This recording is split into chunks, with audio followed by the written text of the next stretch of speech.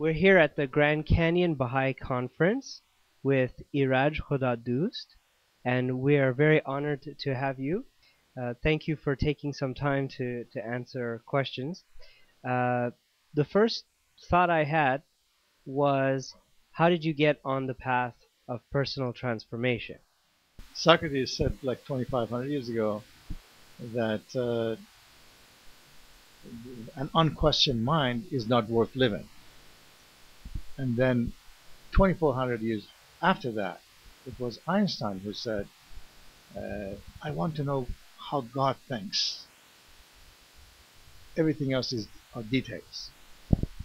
And then I looked back at the writings of Baha'u'llah and I came across a passage in the book of Certitude where Baha'u'llah says, an hour of reflection is better than 70 years of pious worship. I put all these things together and I looked at my own life. I remember from my early childhood that my father was a very busy man. We were 6 brothers and sisters and he had to feed a family of 9. So he usually left 6 or 6:30 in the morning and would come back 8 or 9 at night. And he had to work 2 jobs. But then he was a very devout man, devout Baha'i, and then every morning he had his long obligatory prayer, which took 9 or 10 minutes to chant it. But I know that he didn't have much time, so he would chant it and he would just dash out of the house to go to his work, and he'd come back. So, and he, of course, taught me that I have to have daily prayers. And for the most part, I had these daily prayers, but I never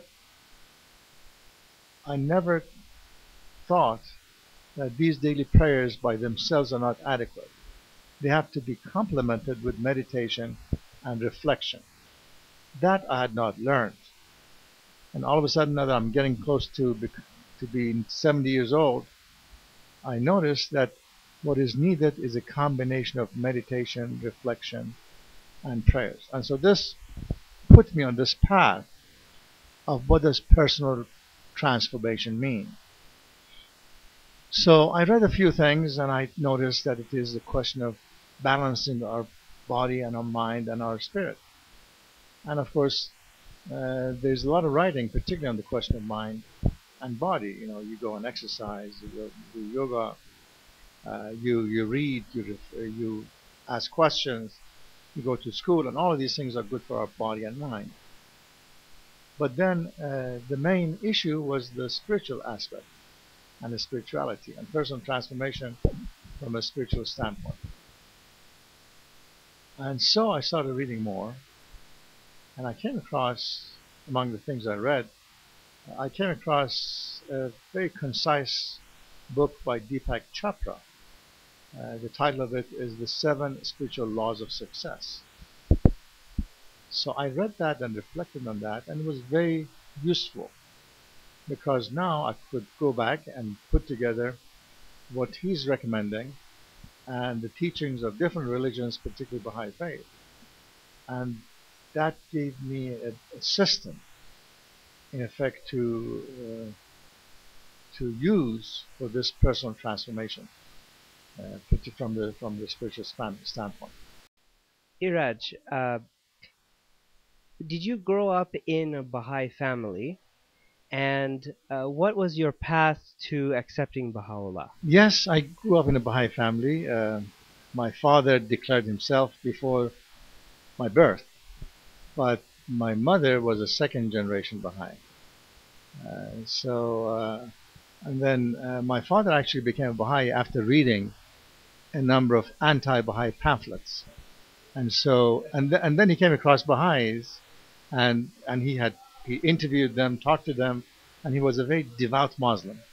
And so he would ask questions from Baha'is. He would go to the Muslim clerics, and they would say something. So then he reached a point when he decided, he always said that I knew that everything that these clerics had told me were lies, were absolute lies.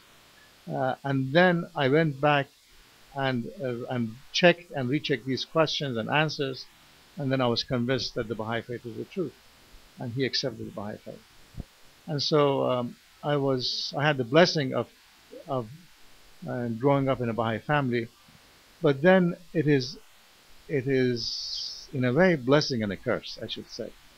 It is blessing because I found this path without really searching myself. But then on the other hand, one cannot be a Baha'i because his parents are Baha'is. He has to search for himself. And for me at least, and perhaps some people are more inquisitive than others, for me it was a difficult path because at 15 my parents told me that you can declare or you cannot declare. And so I declared, and then in Iran at that time, when you were 21, they would ask you to reconfirm your declaration. So I had to reconfirm. So, and then I thought that I'm not really ready. Even then, I was not ready. There's so much to read. There's so much to absorb. There's so much to learn. So that was the difficult part. But the good part is that it puts you on a path of search.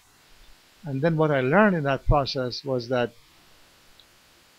our first principle being independent search for truth, this does not mean that I found the truth and that's the end of it. We are always searching. And whenever I talk, I always give the example that you cannot find the truth and put it in your pocket and say that I have the truth, is right here. It is like the light. You have to continuously search. So I'm still searching in a way. What is it that inspired you to begin the path on personal transformation? It is because, in spite of this idea of search after truth and studying all the Baha'i writings, at least in English language, from the writings of the Bab and Baha'u'llah and Abu Han Shoghi Effendi, and a lot of writings of Universal Justice, uh, but but I had not totally studied and reflected. It was for me it was just like going to school. I go to school, I learn something, and then I said I've learned it, and then I even go give a lecture or write an article. So unfortunately, that's the way that had been my approach.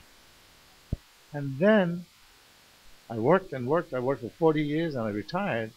All of a sudden, I had time, and when I had time, I came to the understanding, after rereading some of the holy writings, particularly writings of Baha'u'llah, that reading without reflection, reading from without totally meditating on what you read, is inadequate, is absolutely inadequate, and doesn't get you too far.